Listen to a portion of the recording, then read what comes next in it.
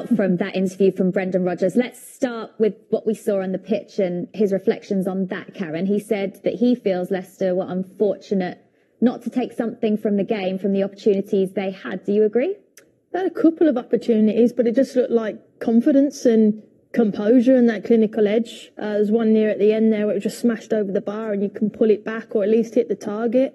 So they have worked it. And last week as well, they had a few opportunities that they should have done better with. So it's just in front of goal there. I think, again, you mentioned it earlier, Mo, you're the striking expert here, just about being cool, being calm, composed, and they're just rushing at things. And I think then you go on this unbeaten run, not really scoring, and it just starts to go away from you a bit. Were they wasteful in front of goal for you tonight? You could say that, but I mean, to win football matches, you've got to create more than they are creating. I mean, you couldn't sit there and say, wow, they missed loads of chances tonight. They didn't create that much. I think Manchester United snuffed them out pretty well. I can't think of David De Gea making many top saves.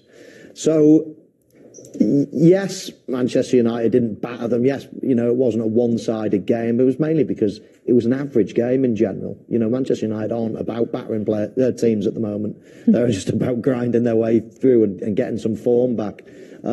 So I don't think there's any pats on the back for Leicester players thinking, you could have got something out of that game. It was a game that you probably should have got something out of. So confidence is low. The mood in the stadium, the mood of the players, you're losing your best players in the transfer window. You're not bringing many players in to help. He mentioned there a lot of players. He's talked about defenders being in the last year of their contract. Well, you can look all over the pitch. You've got the likes of Tielemans and whatever. Then you've got star players like Vardy that are coming to the end of their career. It's a massive investment needed in the playing staff of that club to get them back to anywhere near where they used to be. And hearing the manager of the football club saying that they're low in depth and quality, so he's grateful not to lose any more players.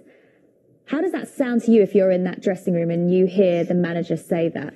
Well, we saw a manager pretty much go on similar comments this week. So I've always said players reflect their attitude of the manager.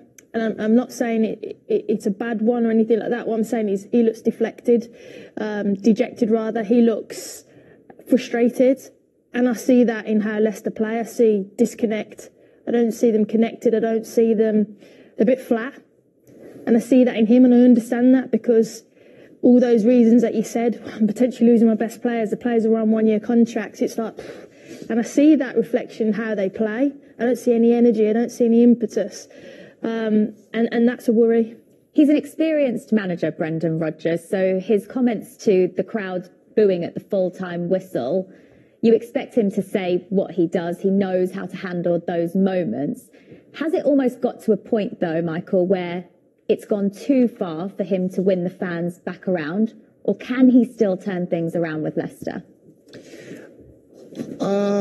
I think he can definitely win the fans round again. I mean, Brendan Rodgers is one of the best coaches, in the game at the moment, and lots of people say positive things about him. He's got a really successful managerial career. And only a couple of seasons or so ago, everybody's saying, is he going to stay at Leicester? A couple of the big teams want him. So, listen, if Leicester let go of Brendan Rodgers, he'll be getting a job. His next job will probably be a better team currently than Leicester. So I still think that they're not necessarily lucky to have him, but it's still a very good match. And I just think that the whole club, you can pin the blame on the manager if you want, but there's not much investment going on into the playing staff at the moment.